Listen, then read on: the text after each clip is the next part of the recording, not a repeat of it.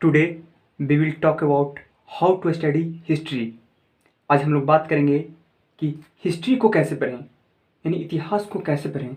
इतिहास पढ़ने का सही तरीका क्या होना चाहिए, क्योंकि बहुत सारे लोगों को मन में यह कन्फ्यूजन होता है कि हम लोग इतिहास को कैसे पढ़ें। तो आज हम लोग इसी पे बात करने जा रहे हैं। तो सबसे पहले आप लोगों को यह पता होना चाहिए कि इतिहास के अध्ययन का अर्थ क्या होता है। इतिहास के अध्ययन का अर्थ क्या होता है। इतिहास के अध्ययन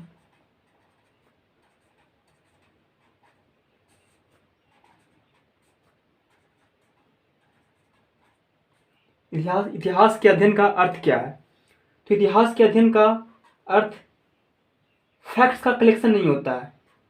इतिहास के अध्ययन का अर्थ फैक्ट्स का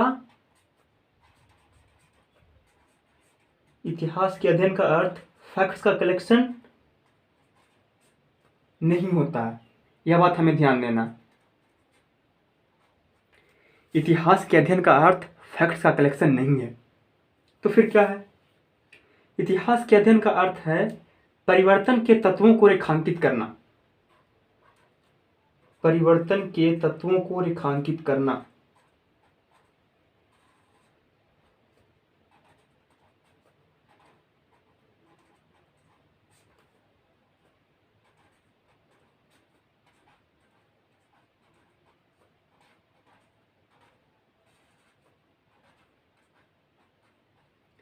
परिवर्तन के तत्वों को रेखांकित करना मतलब ये हुआ कि हमें परिवर्तन को समझना है, हमें फैक्ट्स को नहीं समझना है, हमें फैक्ट्स को इग्नोर करना है। हमें परिवर्तन को समझना है यहाँ पे, क्योंकि इतिहास के अध्ययन का अर्थ ही है परिवर्तन के तत्वों को रेखांकित करना, न कि फैक्ट्स का कलेक्शन। ओके, जब इतिहास के अध्ययन का अर्थ परिवर्तन के तत्वों को रेखांकित करना है, यानी परिवर्तन को समझना है, तो हमें समझना होगा कि किसी भी समाज में सबसे पहले आर्थिक परिवर्तन आता है। किसी भी समाज में सबसे पहले क्या आता है? आर्थिक परिवर्तन।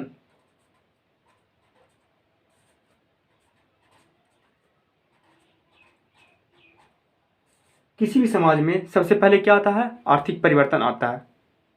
ठीक है, इसके बाद क्या आता है? इसके बाद आता है सामाजिक परिवर्तन।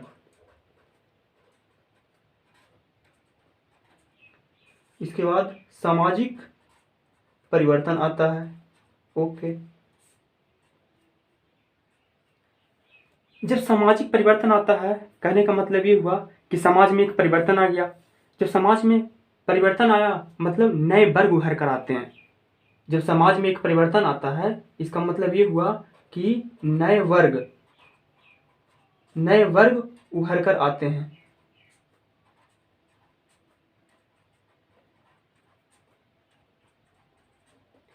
जब समाज में एक नए वर्ग उभर कर आते हैं तो क्या होगा? नए वर्ग का पर्सपेक्टिव, यानी नए वर्ग जो उभर कर आए हैं उनका एक दृष्टिकोण भी आएगा। उनका क्या पर्सपेक्टिव है, क्या दृष्टिकोण है, उसी को हम लोग विचारधारा का नाम दे देते हैं। और इसका मतलब ये हुआ कि एक नई विचारधारा भी आएगी समाज में। समाज में क्या आएगी? एक नई विचारधारा आएगी। समाज में एक नई विचारधारा आएगी। ओके, जब समाज में एक नई विचारधारा आई, इसका मतलब क्या हुआ? इसका मतलब ये हुआ कि समाज में क्या हुआ? वैचारिक परिवर्तन आएगा। वैचारिक परिवर्तन।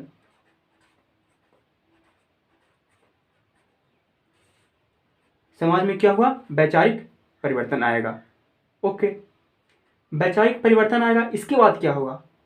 विचार के स्तर पर एक परिवर्तन आ गया समाज में। तो इसके बाद आता है राजनीतिक परिवर्तन। इसके बाद फिर समाज में क्या आएगा?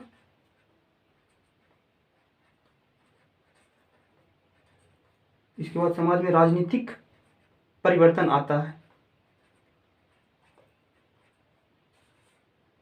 इसके बाद समाज में क्या आएगा? राजनीतिक परिवर्तन आएगा। तो ऐसा कहानी कुछ चलता है। किसी भी समाज की बात कर लेते हैं हम लोग, किसी भी समाज में।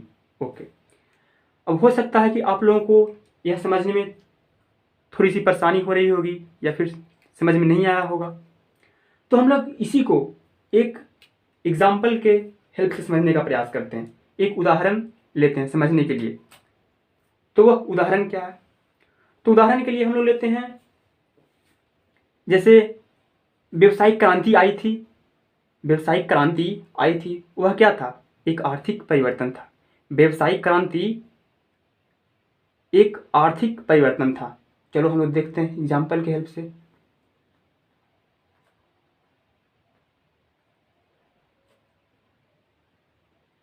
व्यावसायिक क्रांति आई थी, ठीक है। व्यावसायिक क्रांति क्या थी? एक आर्थिक परिवर्तन। जब व्यावसायिक क्रांति आई तो फिर क्या हुआ? समाज में कुछ परिवर्तन आएगा, क्योंकि आर्थिक परिवर्तन तो आ गया, व्यावसायिक क्रांति। सामाजिक परिवर्तन आएगा।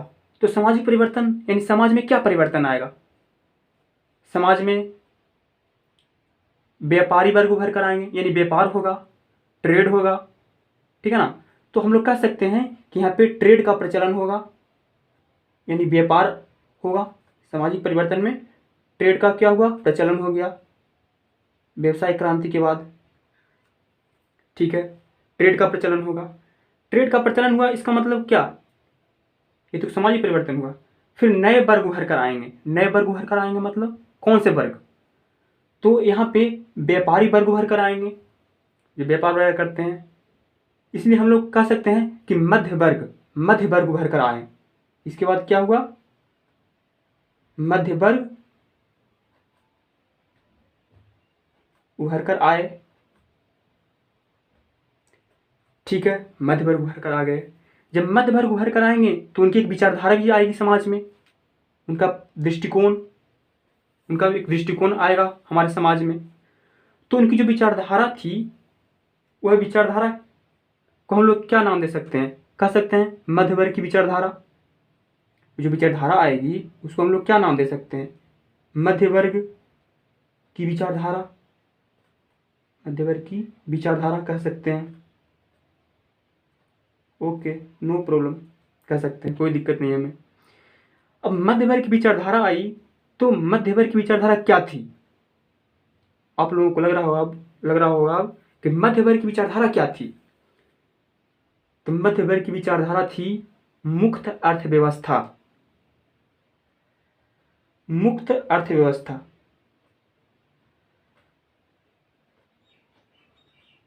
मध्य वर्ग की विचारधारा थी मुक्त अर्थव्यवस्था, यानी ओपन इकोनॉमी। जो मध्य वर्ग था वह ओपन इकोनॉमी चाहता था। उसका जो विचारधारा था वह क्या था? ओपन इकोनॉमी, यानी मुक्त अर्थव्यवस्था। ये तो हो गई वैचारिक परिवर्तन, ठीक है। अब मध्य वर्ग क्या चाहेगा? मध्य वर्ग चाहेगा अब संवैधानिक राजतंत्र। मध्य वर्ग अब क्या चाहेगा? इसके बाद संवैधानिक राजतंत्र चाहेगा।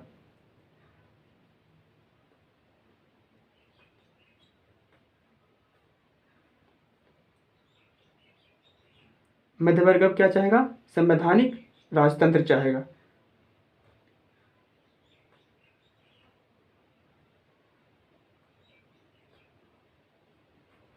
मध्य वर्ग अब संवैधानिक राजतंत्र चाहेगा। संवैधानिक राजतंत्र चाहेगा, ओके। जब संवैधानिक राजतंत्र चाहेगा तो ये हो गई तुम्हारा क्या? राजनीतिक परिवर्तन हो गया ये, ओके। तो ऐसा कुछ परिवर्तन समाज में आता है और ऐसा कुछ कहानी चलता है, ठीक है। ऐसा कुछ कहानी चलता है, ओके, नो प्रॉब्लम। तो ये तो हो गई इतिहास की बात कि इतिहास है क्या, और इतिहास परिवर्तन को समझना है तो परिवर्तन को हम लोग कुछ इस तरह से समझेंगे, ओके, नो प्रॉब्लम। अब हम लोगों को करना क्या होगा कि इतिहास पढ़ने का तरीका क्या होना चाहिए, मतलब अप्रोच, हम लोगों का अप्रोच क्या होना चाहिए इतिहास पढ़ने का। तो देखो, हम लोग करते क्या हैं अभी तक? हम लोग अभी तक इतिहास का क्या करते हैं? वर्टिकल स्टडी करते हैं हम लोग अभी तक क्या करते हैं? हिस्ट्री का हम लोग अभी तक क्या कर रहे हैं? वर्टिकल स्टडी कर रहे हैं। हिस्ट्री का हम लोग अभी तक क्या करते हैं? वर्टिकल स्टडी करते हैं, ठीक है। वर्टिकल स्टडी करते हैं मतलब मतलब ये हुआ, इसको हम लोग एग्जाम्पल से समझने का प्रयास करते हैं। जैसे हम लोग बात करते हैं बुद्धा एज की, ठीक है, हम लोग बात करते हैं किसकी, बुद्धा एज की, हम लोग बात करते हैं बुद्धा एज की। तो बुद्धा एज की बात करते हैं तो बुद्धा एज में क्या क्या हम लोग पढ़ेंगे। बुद्धा एज में सबसे पहले क्या आएगा, इकोनॉमिक चेंज। यहाँ पे भी हम लोग क्या करेंगे, इकोनॉमिक चेंज की बात करेंगे। ओके, हम लोग इकोनॉमिक चेंज की बात करेंगे यहाँ पे।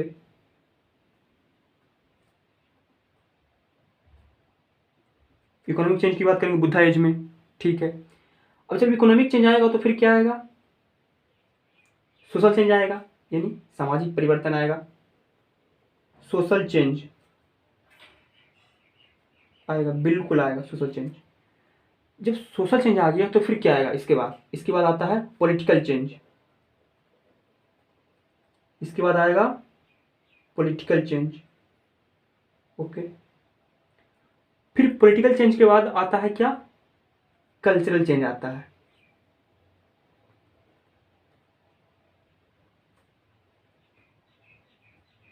पॉलिटिकल चेंज के बाद कल्चरल चेंज आता है। अब देखो, जैसे हम लोग बात करते हैं इकोनॉमिक चेंज की, तो इकोनॉमिक चेंज में क्या हो सकता है, इकोनॉमिक चेंज में हो सकता है एग्रीकल्चर करने का तरीका। एग्रीकल्चर करने का तरीका क्या था, एग्रीकल्चर लोग कैसे करते थे, यानी हम लोग एग्रीकल्चर के बारे में जानेंगे इकोनॉमिक चेंज में। हम लोग हैंडीक्राफ्ट इंडस्ट्री के बारे में जान सकते हैं यहाँ पे, यानी हम लोग ट्रेड के बारे में भी जान सकते हैं कि वहाँ पे ट्रेड कैसे होता था, किन वस्तुओं का ट्रेड होता था वहाँ पे। तो हम लोग ये सब इकोनॉमिक चेंज में आएगा, ठीक है। फिर हम लोग वहाँ पे क्या बात कर सकते हैं, हम लोग बात करेंगे वहाँ पे सोशल चेंज की। जैसे में समाज में क्या परिवर्तन आया है, ठीक ना, समाज में महिलाओं का कंडीशन कैसा है। हम लोग यहाँ पे बात क्या कर सकते हैं, समाज में वीमेन का कंडीशन कैसा है, समाज में महिलाओं का कंडीशन कैसा है, यह सामाजिक परिवर्तन होगा। समाज में वर्ण व्यवस्था के बारे में हम लोग जानकारी लेंगे। अगर समाज में वर्ण व्यवस्था है तो किस तरह का वर्ण व्यवस्था है, ये सब क्या है, ये सब सामाजिक परिवर्तन है, यानी सामाजिक परिवर्तन है, यानी सोशल चेंज है। तो हम लोग इसको देखेंगे। फिर आता है पॉलिटिकल चेंज। पॉलिटिकल चेंज में हम लोग क्या देख सकते हैं, पॉलिटिकल चेंज में की जब हम बात करेंगे तो यहाँ पे होगी क्या, राजा की बात करेंगे, ठीक है ना। हम लोग ज्योग्राफिकल एक्सपेंशन की बात करेंगे यहाँ पे कि राजा का जो जो क्षेत्र है वो कहाँ तक था, राजा का जो बाउंड्री था, राजा का जो सीमा था कहाँ तक था, राजा का क्षेत्र कितना था, राजा का नाम क्या था, राजा का पुत्र कौन था, मतलब ये सब की बात करेंगे हम लोग। That is called political change, ठीक ना। तो यहाँ पे हम लोग क्या लिख सकते हैं, पॉलिटिकल चेंज में क्या लिख सकते हैं हम लोग, एडमिनिस्ट्रेशन की बात करेंगे।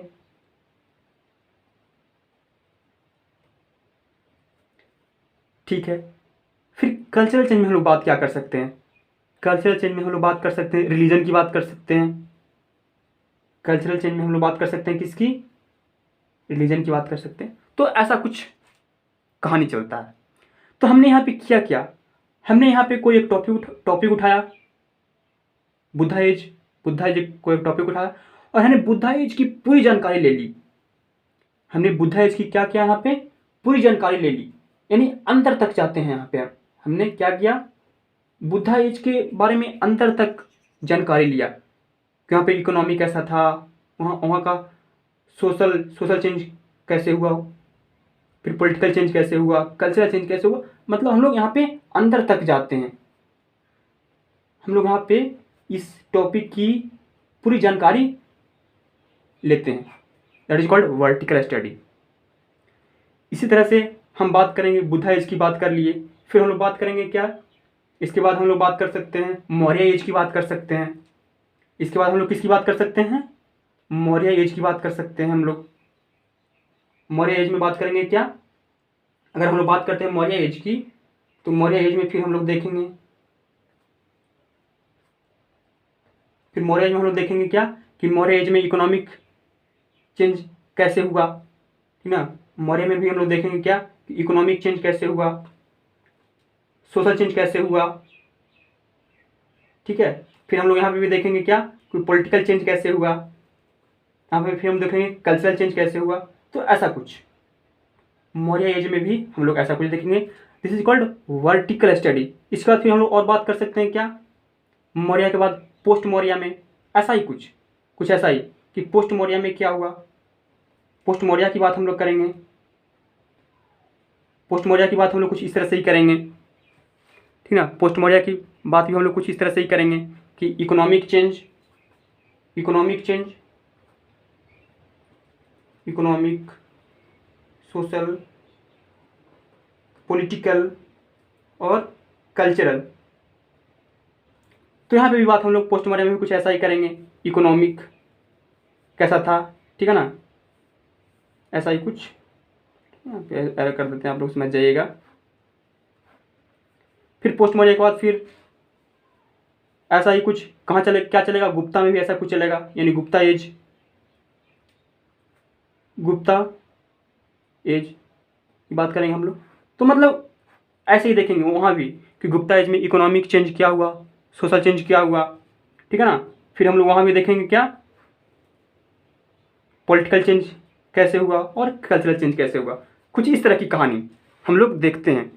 तो इस तरह का जो हम लोग स्टडी करते हैं, this is called vertical study. और हम लोग इसी तरीका को, इसी अप्रोच को अभी तक फॉलो करते हैं। हम लोग जब हिस्ट्री पढ़ते हैं, इतिहास पढ़ते हैं, तो हम लोग इसी तरीका को अपनाते हैं और इसमें कोई दिक्कत नहीं।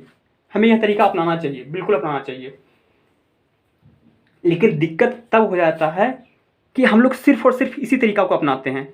हम लोगों को इसके अलावा एक तरीका और है, और वह बहुत ही यूनिक तरीका है, बहुत ही खूबसूरत तरीका है, जिसे हम लोगों को अपनाना चाहिए।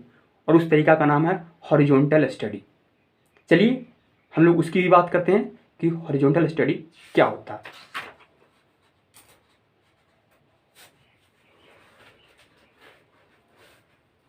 हम लोग बात करते हैं हॉरिजॉन्टल स्टडी की।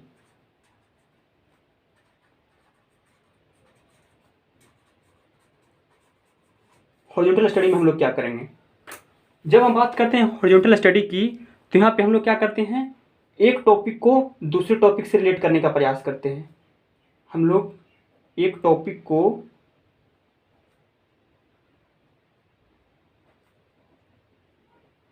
दूसरे टॉपिक से रिलेट करते हैं। हॉरिजॉन्टल स्टडी में हम लोग क्या करते हैं, एक टॉपिक को दूसरे टॉपिक से रिलेट करते हैं। जैसे हम लोग एग्जाम्पल की हेल्प से समझते हैं। जैसे अगर हम बात करते हैं इकोनॉमिक चेंज की, ठीक है ना, इकोनॉमिक चेंज की पहले हम बात कर लेते हैं। जैसे अगर हम बात करते हैं इकोनॉमिक चेंज की बात करते हैं हम, तो economic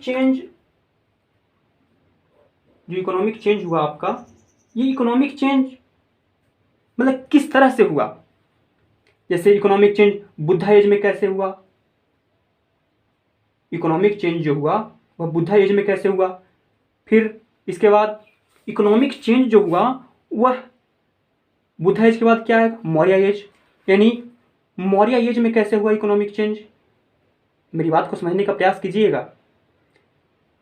economic change Buddha as में कैसे हुआ, फिर इकोनॉमिक चेंज मौर्य एज में कैसे हुआ, फिर इकोनॉमिक चेंज पोस्ट मौर्य में कैसे हुआ,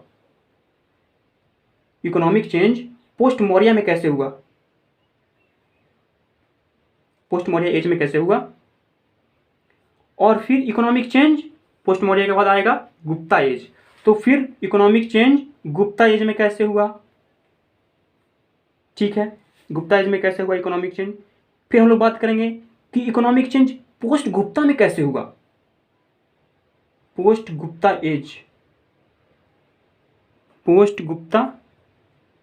एज में कैसे हुआ। तो इस तरीका को हम लोग हॉरिजॉन्टल स्टडी का नाम दे देते हैं। हम लोग यहाँ पे क्या करते हैं, कोई एक चेंज को उठाते हैं, ठीक है ना। इकोनॉमिक चेंज की बात की, तो इकोनॉमिक चेंज बुद्धा एज में कैसे हुआ, मौर्य एज में कैसे हुआ, पोस्ट मौर्य में कैसे हुआ, गुप्ता एज में कैसे हुआ और पोस्ट गुप्ता एज में कैसे हुआ। तो इससे होगा क्या कि ये कहानी एक हमें एक कहानी डेवलप हो जाएगा, एक कहानी बन जाएगा कि अच्छा बुद्ध एज में कृषि हम लोग इस तरीके से करते थे, बुद्ध एज में हम लोग व्यापार इस तरीके से करते थे, फिर मौर्य एज में हम लोगों का जो कृषि करने का जो तरीका था ये था, हम लोगों का जो सिंचाई का जो तरीका था ये था, ठीक ना। फिर पोस्ट मौर्य में सिंचाई का तरीका कुछ बदल गया, ये हो गया, गुप्ता एज में कुछ और हो गया।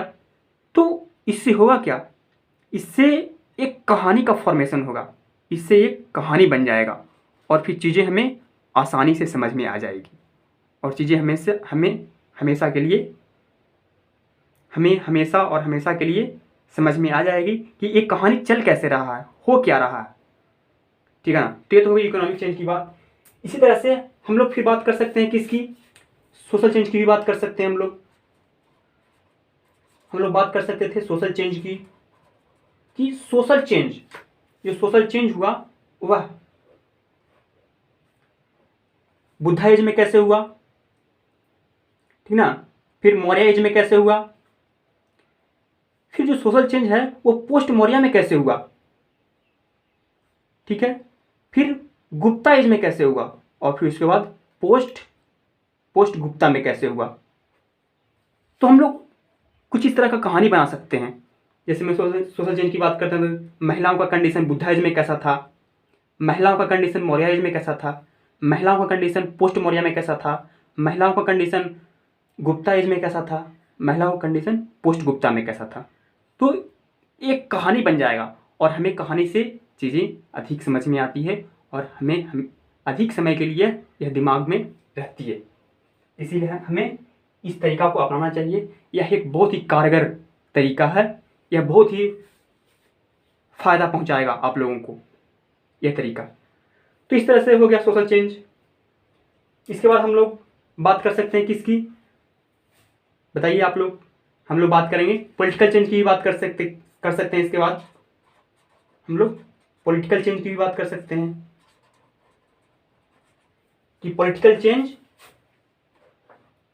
चेंज बुद्ध एज में कैसे आया, मतलब क्या था, कैसे हुआ, फिर मौर्य एज में पॉलिटिकल चेंज कैसे हुआ, पोस्ट मौर्य में कैसे हुआ, फिर हम लोग बात करेंगे गुप्ता एज में कैसे हुआ और पोस्ट गुप्ता में कैसे हुआ। यानी अगर बात करते हैं पॉलिटिकल चेंज की तो पॉलिटिकल चेंज में ज्योग्राफिकल एक्सपेंशन की बात कर सकते हैं हम लोग कि बुद्ध एज में कहाँ से कहाँ तक, अगर कोई भी सम्राट है तो उसका एरिया कहाँ से कहाँ तक था, ठीक है ना। फिर मौर्य एज में कोई सम्राट था तो उसका एरिया कहाँ से कहाँ तक था। तो ऐसा कुछ पॉलिटिकल चेंज में हम बात करेंगे राजा की तो बुद्ध एज में राजा कौन था, ठीक ना, मौर्य एज में राजा कौन था, पोस्ट मौर्य में कौन था राजा, या राजा के बारे में हम पूरी डिटेल से जानकारी लेंगे, ठीक ना। उसका एडमिनिस्ट्रेशन की बात करेंगे हम लोग कि प्रशासन का तरीका क्या था, यहाँ पे बुद्ध एज में प्रशासन का तरीका क्या था, इसमें प्रशासन का तरीका क्या था, इसमें प्रशासन करने का जो तरीका था क्या था, और गुप्ता में क्या था, फिर पोस्ट गुप्ता में प्रशासन का तरीका क्या था। तो हम लोग कुछ इस तरह से कहानी का फॉर्मेशन करेंगे। इसके बाद फिर हम लोग क्या कर सकते हैं, इसके बाद फिर हम लोग कर सकते हैं कल्चरल चेंज की बात कर लेंगे हम लोग। इसके बाद हम लोग कल्चरल चेंज की भी बात कर लेंगे कि कल्चरल चेंज कैसे हुआ, कल्चरल चेंज बुद्ध एज में कैसे हुआ। मतलब कल्चरल चेंज की बात करें तो रिलीजन वगैरह की बात करेंगे हम लोग कि बुद्ध एज में कैसे हुआ कल्चरल चेंज यानी रिलीजन, फिर मौर्य में कैसे हुआ, ठीक ना, पोस्ट मौर्य में कैसे हुआ, पोस्ट मौर्य में कैसे हुआ। इसके बाद हम लोग बात करेंगे फिर गुप्ता में कैसे हुआ और पोस्ट गुप्ता में कैसे हुआ। तो कुछ इस तरह का यह चेंज कैसे हो रहा है हमें ये देखना, हमें एक कहानी बनाना है यहाँ पे, ठीक ना। एक टॉपिक को क्या करना, दूसरे टॉपिक से रिलेट करना है। अगर हम बात करते हैं टॉपिक की तो बुद्ध एज क्या एक टॉपिक है, मौर्य एज एक टॉपिक है, पोस्ट मौर्य एक टॉपिक है, गुप्ता एज एक टॉपिक है और पोस्ट गुप्ता एक टॉपिक है। तो ये जो टॉपिक है हम लोग इसको रिलेट कैसे करेंगे, तो इकोनॉमिक चेंज की हेल्प से हम लोग इसको रिलेट करने का प्रयास करेंगे। तो ये हुई हॉरिजॉन्टल स्टडी। मैं आशा करता हूँ कि आप लोगों को यह समझ में आया होगा कि हॉरिजॉन्टल स्टडी क्या है और हमें इसे कैसे करना है, ठीक है। तो ये तो होगी हॉरिजॉन्टल स्टडी की बात। अच्छा, अब हम लोग थोड़ा सा आते हैं शुरू में। हम लोग यहाँ पे बात कर रहे थे कि इतिहास के अध्ययन का अर्थ परिवर्तन के तत्वों को रेखांकित करना है, ठीक है। इतिहास के अध्ययन का अर्थ फैक्ट्स का कलेक्शन नहीं है, ठीक है। लेकिन हम फैक्ट्स को इग्नोर तो कर नहीं सकते, क्योंकि इतिहास की जब हम बात करते हैं तो इतिहास में क्या होता है, फैक्ट्स तो आते ही हैं। ऐसी बात तो है नहीं कि फैक्ट्स आते ही नहीं है या फैक्ट्स का कलेक्शन एकदम है ही नहीं। हाँ, यह कहना गलत होगा कि इतिहास केवल फैक्ट्स का कलेक्शन है, यह कहना बिल्कुल गलत है। हाँ, इतिहास जो होता है वो मुख्य रूप से परिवर्तन को समझना है, ठीक है। जब हम इतिहास की बात करते हैं तो इतिहास में हमें क्या करना होता है, मुख्य रूप से हमें चेंजेज को समझना है।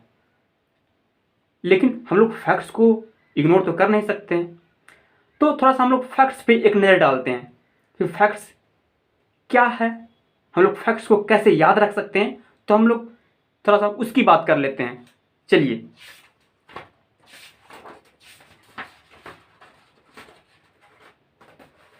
हम लोग बात कर लेते हैं फैक्ट्स की। अगर हम लोग बात करते हैं फैक्ट्स की, तो देखो फैक्ट्स क्या होता है। फैक्ट्स होता है एग्जाम्पल्स। फैक्ट्स क्या है, एग्जाम्पल्स है। जब हम हिस्ट्री को पढ़ते हैं तो हिस्ट्री में जो फैक्ट्स होते हैं वह केवल और केवल एग्जाम्पल्स होते हैं, ठीक है। अगर ये केवल और केवल एग्जाम्पल्स है फैक्ट्स, तो हम इसे क्या कर सकते हैं, हम इसे कम कर सकते हैं और ज़्यादा कर सकते हैं। कम कर सकते हैं या फिर ज़्यादा भी कर सकते हैं इसको, क्योंकि यह एग्जाम्पल्स है। और आप लोगों को पता ही है कि अगर कोई भी चीज़ एग्जाम्पल है तो एग्जाम्पल हम कम कर सकते हैं, ज़्यादा कर सकते हैं। मेन चीज़ क्या है यहाँ पे, हमें मेन चीज़ है चेंजेज। यहाँ पे मेरा जो मुख्य चीज़ है जिनको ध्यान देना है वह चेंजेज पे ध्यान देना है कि इकोनॉमिक चेंज कैसे हो रहा है, ठीक ना, सोशल चेंज कैसे हो रहा है, पॉलिटिकल चेंज कैसे हो रहा है और कल्चरल चेंज कैसे हो रहा है। हमें मुख्य रूप से यह ध्यान देना है, ठीक है। और फैक्ट्स क्या था, फैक्ट्स एग्जाम्पल्स है। फैक्ट्स को यानी एग्जाम्पल्स को हम लोग उसके बीच बीच में डालते जाएंगे। तो एग्जाम्पल्स जब हम डालेंगे, जब फैक्ट्स को हम लोग उसके बीच में डालेंगे तो क्या करेंगे, कम कर सकते हैं, ज़्यादा कर सकते हैं।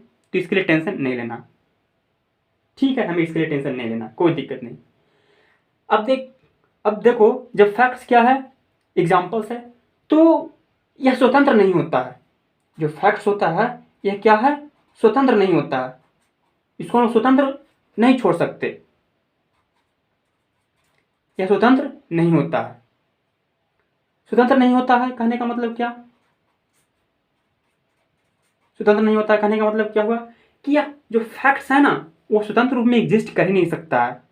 अगर हम लोग इसको अकेले देखेंगे तो फिर गलत बात। हम लोग इसको अकेले यानी इंडिपेंडेंट इसको देख ही नहीं सकते हैं। फैक्ट्स को हम लोग इंडिपेंडेंट नहीं छोड़ सकते, इंडिपेंडेंट यह नहीं रह पाएगा, यह इंडिपेंडेंट नहीं होता है, ठीक ना। जो फैक्ट्स होता है वह इंडिपेंडेंट नहीं होता, स्वतंत्र नहीं होता, ठीक है।